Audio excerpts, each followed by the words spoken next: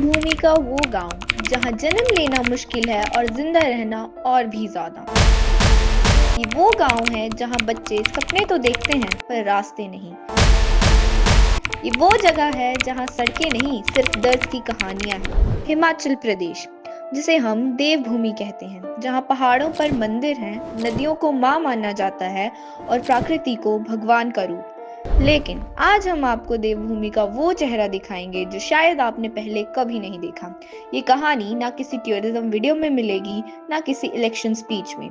ये कहानी है हिमाचल के एक ऐसे गांव की जहां सरकार का नाम तो लिया जाता है पर सरकार खुद वहां नहीं पहुंची। हिमाचल प्रदेश के चंबा डिस्ट्रिक्ट के अंदर एक दुर्गम पहाड़ी इलाका है, पांगी वैली।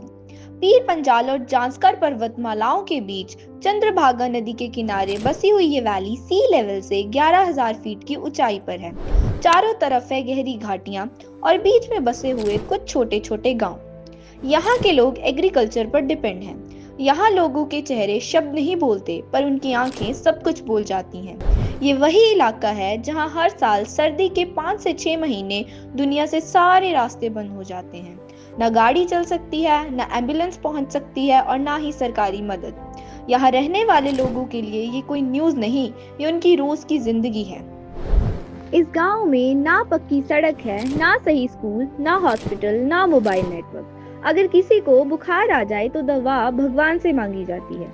अगर किसी को सीरियस बीमारी हो जाए तो फैसला किस्मत करती है, जिंदगी या मौत। अगर किसी को कोई इमरजेंसी हो तो 20 किलोमीटर दूर किल्लर जाना पड़ता है। यहाँ के लोग कहते हैं यहाँ अगर जिंदगी बच जाए तो समझो भगवान का चमत्कार। पांगी वैली कोई आज का बसा हुआ इलाका नहीं है। इतिहासकार मानते हैं कि यहाँ कई सदियों पहले मानव बसावट शुरू हो चुकी थी, जब लोग लाहौल, जांस्कर और कश्मीर के पहाड़ी रास्तों से यहाँ आए। ये वैली इतिहास में चंबा रियासत का हिस्सा रही है और अपनी कठिन भूगोलिक स्थिति की वजह से यहाँ बाहरी असर बहुत कम पहुँचा। यहाँ रहने वाले लोग मुख्य रूप से पांग वाला कम्युनिटी से संबंधित हैं। इनकी अपनी एक अलग पहचान है, पांग वाली भाषा, जो हिंदी और भोटी भाषा से जुड़ी मानी जाती है।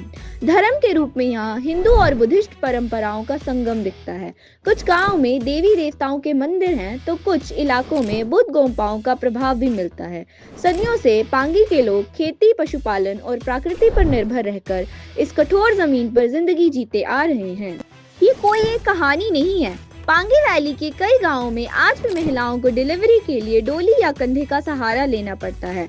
20 से 25 किलोमीटर के पैदल सफर, वो भी बर्फ और पहाड़ों के बीच। सरकारी फाइल्स में यहाँ रोड मौजूद हैं, हेल्थ सेंटर एक्टिव हैं और सब कुछ ठीक है, पर ग्राउंड पर सिर्फ पत्थर और मजबूरी। हर 5 साल में जब इलेक्शन का वक्त आता है तो इस गांव में अचानक हरकत होती है।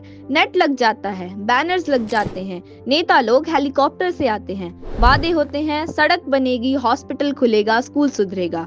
पर जैसे ही वोटिंग खत्म होती है, वादे भी बर्फ की तरह पिघल जाते हैं। चुनाव के बाद ये गांव फिर से भूल जाने वाली लिस्ट में चला जाता है।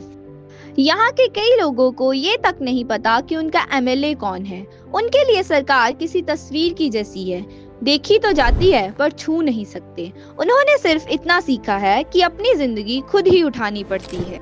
गांव का स्कूल एक छोटी सी बिल्डिंग है, दीवार पर ब्लैक बोर्ड है पर टीचर हमेशा नहीं होता। इस स्कूल में साइंस का कोई परमानेंट टीचर नहीं है। फिर भी यहाँ का एक बच्चा कहता है मुझे डॉक्टर बनना है। उन बच्चों ने आज तक लेबोरेटरी नहीं देखी पर सपने देखने उन्हें आते हैं। सवाल ये है, क्या सरकार उन सपनों तक पहुँच पाएगी? ये सवाल पैसों का नहीं है, ये सवाल पॉलिसी का भी नहीं है। ये सवाल सिर्फ एक है, क्या इन लोगों की जिंदगी सिर्फ वोट बैंक तक सीमित है?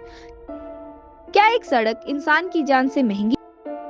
ये डॉक्यूमेंट्री किसी को दोषी ठहराने के लिए नहीं है, ये सिर्फ याद दिलाने के लिए है कि हिमाचल के हर कोने में सिर्फ पहाड़ नहीं रहते, इंसान भी रहते हैं। अगर आप चाहते हैं कि देवभूमि का हर गांव सिर्फ मैप पर नहीं जमीन पर भी जुड़ा हो तो इस कहानी को आगे बढ़ाएं। शायद आपकी आवाज वहां तक पहुंच जाए जहां सरकार रुक जाती है, क्योंकि आवाज उठाना भी एक जिम्मेदारी है।